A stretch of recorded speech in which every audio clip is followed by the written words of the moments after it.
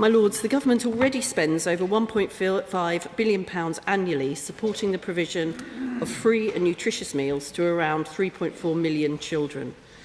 We have set aside a further £1 billion over the multi-year spending review period to fully fund our significant expansion of free meals to all households in receipt of universal credit from September 2026. This new entitlement will mean over 500,000 disadvantaged children will begin to access free meals. My Lords, I'd like to thank the Government very much for extending the remit of free school meals. This is excellent news. I declare my interest as Chair of Feeding Britain. One of our trustees, Professor Greta DeFreitas, does a lot of research into how the economics of free school meals work, and she has been finding that the caterers are charging so much the schools are being forced to raid their teaching and learning budgets, literally the budgets they need to buy books in order to pay this. Now, in Wales and Scotland, the budget for school meals is 60 to 70p more. What is the Government going to do to close this gap, given that the bill will get much more next September, as she has just alluded to?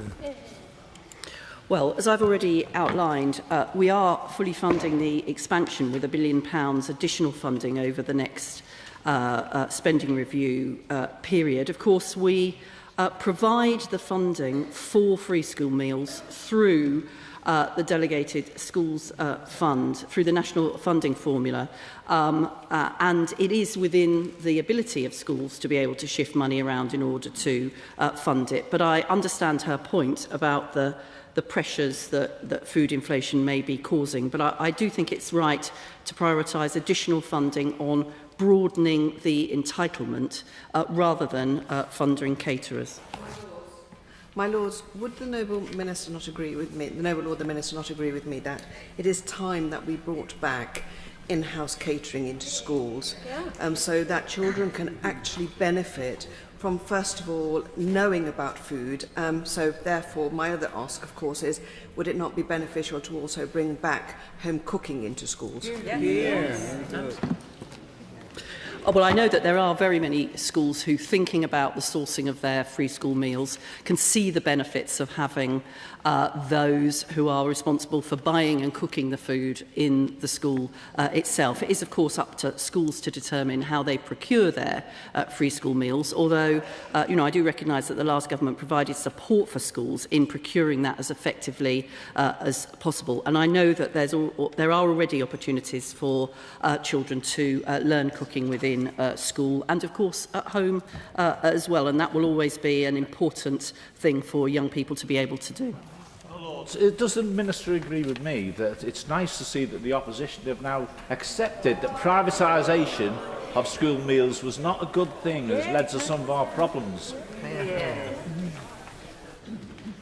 Well, I of course agree with my noble friend, and perhaps of course what this government has done in providing the additional commitment to children and the additional investment to expanding free school meals is to recognise wherever they come from. And I agree with him, as I've just suggested, that quite often in-house provision can have a whole range of benefits for the school. More children will be able to benefit from them with all of the changes that brings and the ability for them to concentrate on their learning and to have the food and nutrition that all children need to be able to succeed. Could I just first welcome the child poverty strategy, which commits to no child in schools going hungry. But I'm deeply concerned to hear that many schools, particularly in deprived areas, are having to use teaching budgets to fill this gap. So I'm just wondering whether the Minister is able to provide a list, not in the chamber at the moment, but to me, in terms of how many schools are out there actually topping up free school meal provisions through their teaching budgets. Well, as I've already outlined, of course, the National Funding Formula does already include the provision for the funding for free school meals at the moment, and it targets the funding to schools on the basis of those who've got the greatest numbers of pupils with additional needs, quite rightly. So I will investigate whether or not it's possible to provide those figures. I'm not sure it will be, given the way in which school meals are funded, but I will have a look. Could the Noble Lady, the Minister, explain further why the allocation is less in England than Wales and Scotland, particularly the allowance for adolescents aged 14 to 18. There is clear evidence that secondary schools are supporting meals out of teaching budgets, and if the number that are entitled increases, which I welcome, that subsidy will have to increase. Well, it's the nature of devolution that people make different decisions. Different governments make different decisions about the ways in which they both fund and distribute that funding. And I would note that we have seen, since this government came into power, a considerable increase in the core schools budget, increasing by £3.7 billion in 2025-26, which benefits the teaching and learning that I know Noble Lords are concerned about, as well as the general health and provision of free school meals that this specific question is about.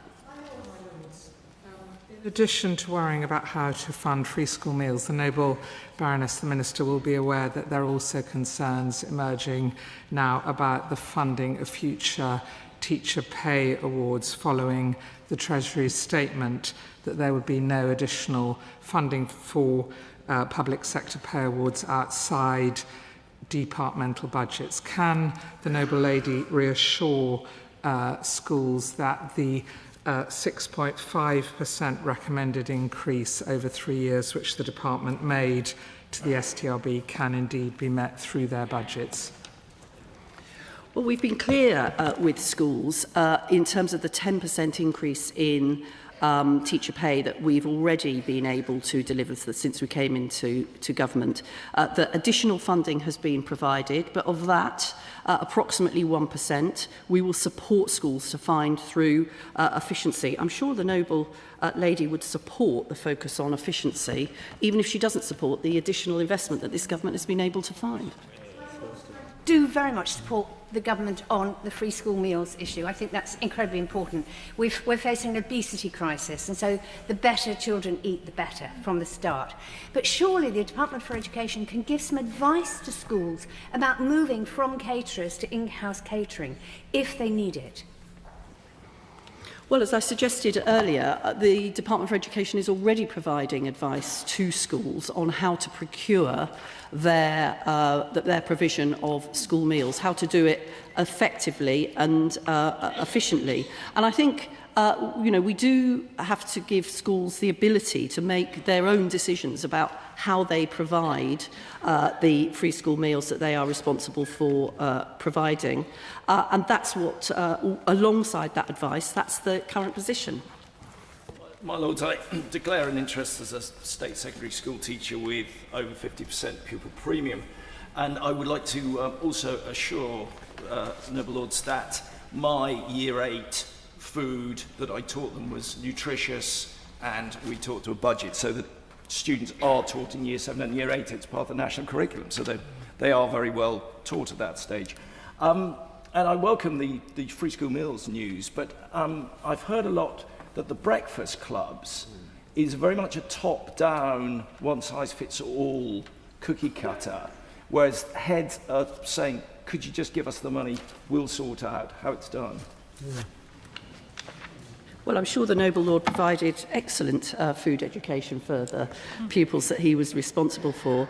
Well, the rollout of breakfast clubs, of course, has started originally with the 750 early adopters, where that was precisely about being able to identify in a range of different schools how we best delivered and funded the breakfast clubs. And whilst I understand the Noble Lord's call for more flexibility, and I think we would certainly want to maximise that where possible, we're also clear that there are standards around breakfast clubs in terms of the quality of the food provided, the period of time which that club operates for, because this is about food, but it's also about childcare and a good start to the school day, which do have to be set centrally. But within that, I'm sure as much flexibility as possible will be offered.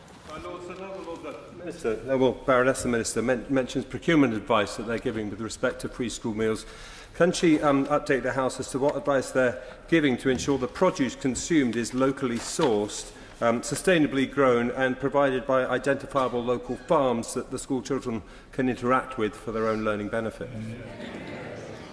Well, I'm sure the Noble Lord realises that that wouldn't necessarily be possible in every school, but I do refer him to the food cycle, the food strategy produced by my colleagues in DEFRA, which does set out the government's vision to drive better outcomes from the UK food system, and particularly supports children in ensuring that there is more affordable food, that there is a good growth and sustainable and resilient supply, and a vibrant food culture. And whilst it isn't always possible, as we've already discussed, where children's either cooking skills or school meals can be linked to local food providers as part of their education, that can only be beneficial.